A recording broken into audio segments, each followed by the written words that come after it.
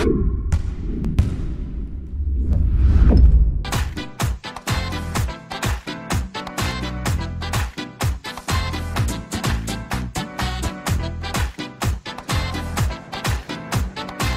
komandos pradėjo savo kovas pavasario čempionate.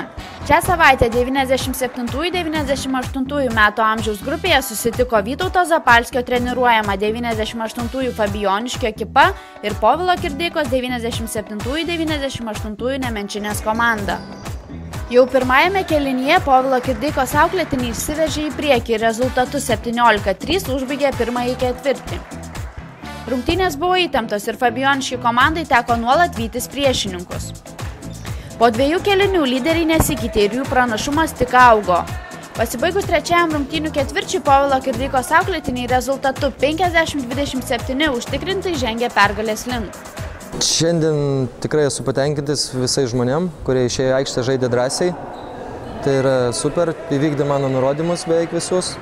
Todėl esu patenkintas komandos žaidimu. Nuotaikos normalės, nes dauguma dabar išvažiavę buvo, nesusirinko mūsų komanda, nes ilgasis savaitgalis.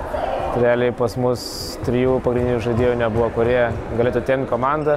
Prieš tą pačią komandą rudenį šių metų mes laimėjom, o dabar minus virš 20 taškų. Galiausiai rungtynės baigėsi aiškia taškų persvarą išlaikiusių Nemenčinės auklėtinių pergalę. Rezultatu 56–36 Vytauto Zapalskio komandai nepavyko įveikti Povilo Kirdeikos treniruojamos ekipos. Nepasisekė laimėti, nes buvo prasta gynyba, nesusitarėm dėl savo pozicijų zoniniai gynybai. Ir taip nepadėjom savo komandos nariams gintis.